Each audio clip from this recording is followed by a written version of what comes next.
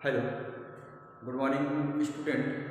आज मैं तारक सर एक बार फिर से कक्षा 12वीं के यूनिट 4 का वीडियो लेकर आया हूँ, है ना, जिसके अंतर्गत हम पढ़ेंगे कि राष्ट्रीय आय में कौन कौन से घटकों को जोड़ा जाता है या कौन कौन से कारकों को हटाया जाता है। ठीक है, इसके अंतर्गत एक प्रश्न हमारे सामने है कि निम्नलिखित समूहों से आय विधि के द्वारा राष्ट्रीय आय की गणना कीजिए।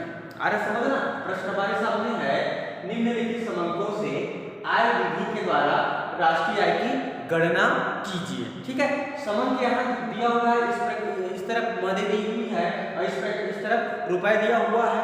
ठीक है, रुपए जैसे कर्मचारियों की पारिश्रमिक कितनी है, 15,000 रुपए है। कर्मचारियों को जो देने वाली जो पारिश्रमिक है कितना है, 15,000 रुपए है। फिर लगान है तो ये 5,000। ठीक है, फिर लाभ है तो ये 25,000 रुपए है लाभ। फिर है ब्याज, ब्याज कितना है, 5,000 रुपए। फिर है मूल्य ह्रास या घिसावट व्यय भी कहते हैं इसको। ठीक है, तो मूल्य ह्रास या घिसावट व्यय है आपका 1,000 रुपए और यहाँ सकल घरेलू विनियोग कितना है, 25,000 रुपए। ठीक है, तो ये समंक या ये मदे दी हुई है, इन मदों से हमको राष्ट्रीय आय ज्ञात करनी है। अरे समझना, क्या ज्ञात करनी है, राष्ट्रीय आय ज्ञात करनी है। अर्थात राष्ट्रीय आय ज्ञात करते समय इन मदों में से कौन कौन से मदों को जोड़ेंगे, किसको घटाएंगे, तब हमको क्या है, राष्ट्रीय आय प्राप्त होगा। ठीक है, तो आइए हम इन मदों के से या समूहों से हम क्या करेंगे, आय विधि के द्वारा राष्ट्रीय आय ज्ञात करते हैं। ठीक है, तो राष्ट्रीय आय ज्ञात करते समय सबसे पहले हमको ध्यान देने योग्य बातें होती है कि राष्ट्रीय आय में कौन कौन से कारकों या घटकों को जोड़ा जाना चाहिए या कौन कौन से घटकों को नहीं जोड़ा जाना चाहिए। ठीक है, तो सबसे पहले कर्मचारियों की पारिश्रमिक, है ना, जो समय समय पर कर्मचारियों को जो पारिश्रमिक प्राप्त होता है, इसको राष्ट्रीय आय में जोड़ा जाता है। अरे समझना, है ना, भारत सरकार जो उसके कर्मचारी होते हैं उनको समय समय पर वेतन देते हैं, उनको क्या करते हैं, राष्ट्रीय आय में जोड़ा जाता है। इस प्रकार लगान या रेंट कहना चाहिए, है ना, लगान से प्राप्त आय को भी इसमें राष्ट्रीय आय में जोड़ा जाता है। ठीक है, तो 15,000 रुपए को भी राष्ट्रीय आय में जोड़ेंगे, 5,000 रुपए को भी राष्ट्रीय आय में जोड़ेंगे। इसके बाद आता है लाभ, है ना, तो लाभ जो विभिन्न प्रकार की कंपनियां होती हैं, जो उन लोग लाभ कमाते हैं, लाभ प्राप्त करते हैं, उनको भी किसमें राष्ट्रीय आय में जोड़ा जाता है, तो 25,000 रुपए को भी राष्ट्रीय आय में जोड़ा जाएगा। ठीक है, इसके बाद आता है ब्याज, इंटरेस्ट। ठीक है, तो ब्याज को भी राष्ट्रीय आय में जोड़ा जाता है ना, आय विधि की गणना करते समय। तो ब्याज में 5,000 रुपए को भी राष्ट्रीय आय में जोड़ा जाएगा। इसके बाद आता है पांचवा मूल्य ह्रास या घिसावट व्यय। ठीक है, तो घिसावट व्यय को राष्ट्रीय आय में नहीं जोड़ा जाता। अरे समझना, अरे जो भी घिसावट व्यय होती है उनको राष्ट्रीय आय में नहीं जोड़ा जाता है, तो 1,000 रुपए को हम राष्ट्रीय आय में नहीं जोड़ेंगे।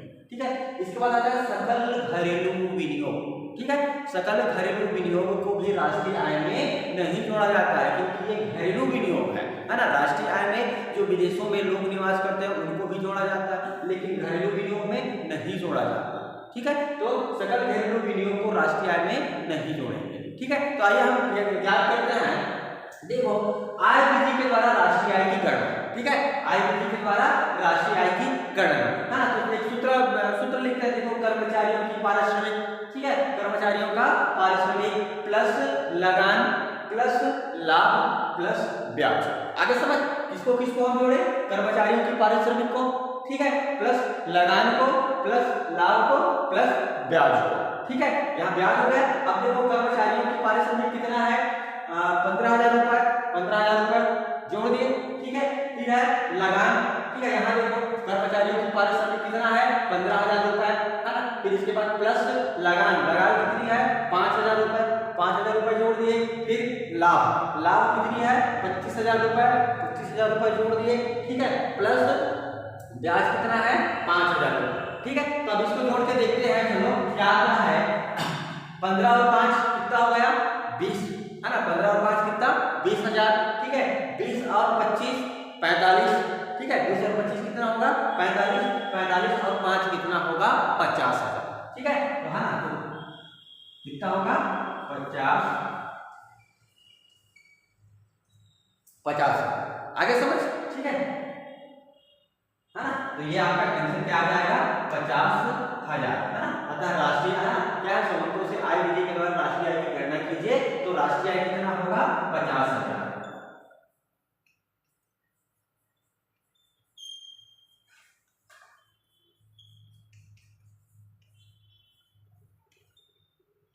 यह है राष्ट्रीय आय।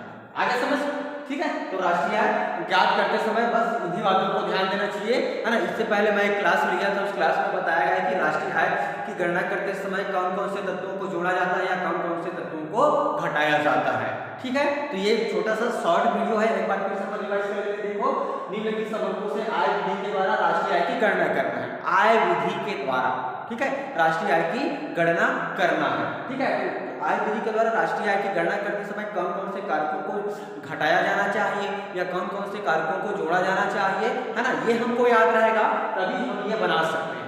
अरे समझ, अन्यथा हम ये नहीं बना पाएंगे या ज्ञात नहीं कर पाएंगे राष्ट्रीय आय, ठीक है। तो ये 4 तत्व है कर्मचारियों की पारिश्रमिक, जिसको वेतन भी कह सकते हैं, है ना, वेतन, लगान, लाभ, ब्याज। तो इन 4 तत्वों को राष्ट्रीय आय की गणना करते समय जोड़ेंगे, ठीक है। तो क्या आएगा हमारा आंसर 50,000 रुपए, है ना। अतः राष्ट्रीय आय बराबर कितना 50,000 रुपए, ठीक है। तो बस आज के लिए इतना ही छोटा सा वीडियो है और ये असाइनमेंट में आया भी है ना, 9 दिसंबर का असाइनमेंट में प्रश्न क्रमांक 2 या 3, ठीक है, कंफर्म नहीं है, प्रश्न क्रमांक 2 या 3 का आंसर है। आगे समझ, ठीक है। बस आज के लिए इतना ही।